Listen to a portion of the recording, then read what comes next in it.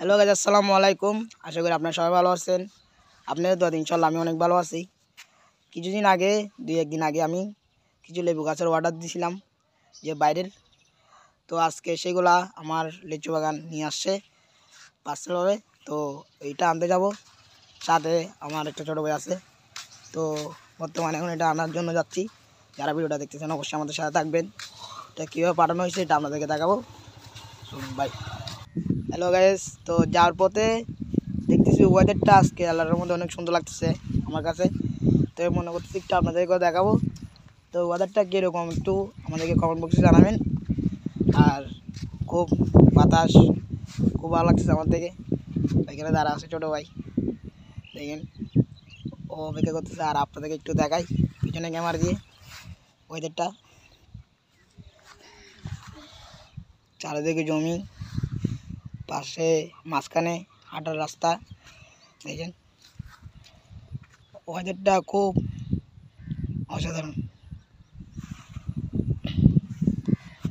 দেখেন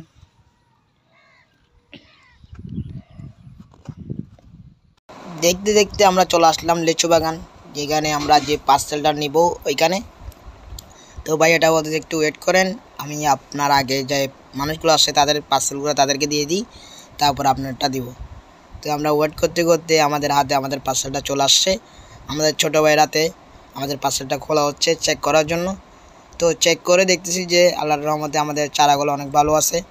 তো এগুলো নেওয়ার পরে আমরা প্যাকেট করে, তো এই মুহূর্তে আমরা চারাগুলো সংগ্রহ করে মাথায় করে নিয়ে যাচ্ছি। দেখেন সাথে নিচে আন্ডা। তো এখন হাঁটতে হাঁটতে বাসায় যাচ্ছি, আপনাদেরকে বাসায় নিয়ে যেয়ে এগুলো দেখাবো চারাগুলো কেমন। তো আমাদের সাথে থাকবেন আর ভিডিওটা দেখতে থাকবেন।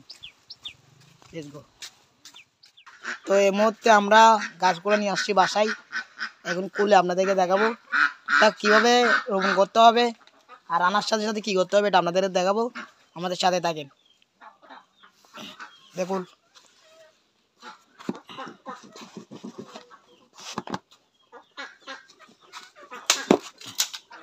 এখন খোলা হচ্ছে এটা।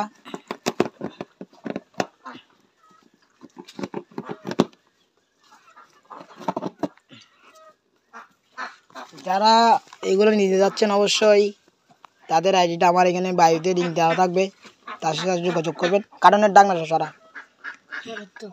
লাগ ডাক না সরা। তো তো এগুলো এখন বীজার দিতে হবে। গোড়াগুলো কীভাবে বীজার দিবে আমি আপনাদের দেখাই। এগুলা এরকম করে বীজার রাখতে হবে 2 ঘন্টার মতো, কি এগুলো বীজে রাখতে হবে এরকম করে। পানি আর নেই, পানি আর নেই। তো এগুলো সবগুলো এরকম ভিজে রাখতে হবে 2 ঘন্টা। 2 ঘন্টা রাখার পরে হালকা তুলে এগুলা ওরকম করতে হবে। যা লাগবে না বাস বাস। আবার এলে একটা ভিজার দেখেন।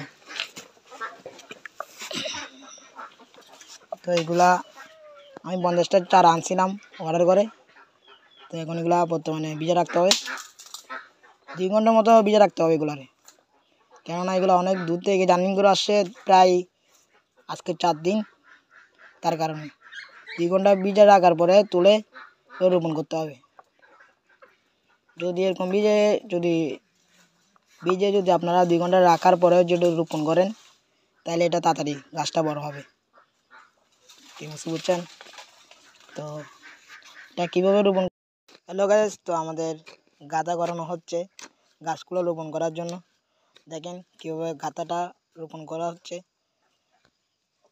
ঠিক কীভাবে গাদা করে তারপরে এখানে গরুর গোবর এবং যে মিডি সারটা বলে সাদা সার, কালো সার, ওই কালো সারটা দিবেন, গরুর গোবর দিবেন। দেওয়ার পরে 1 দিন লাগার পরে তারপর দিন গাছটা রোপণ করে দিবেন। দেখছেন কত করে গাদা করছে।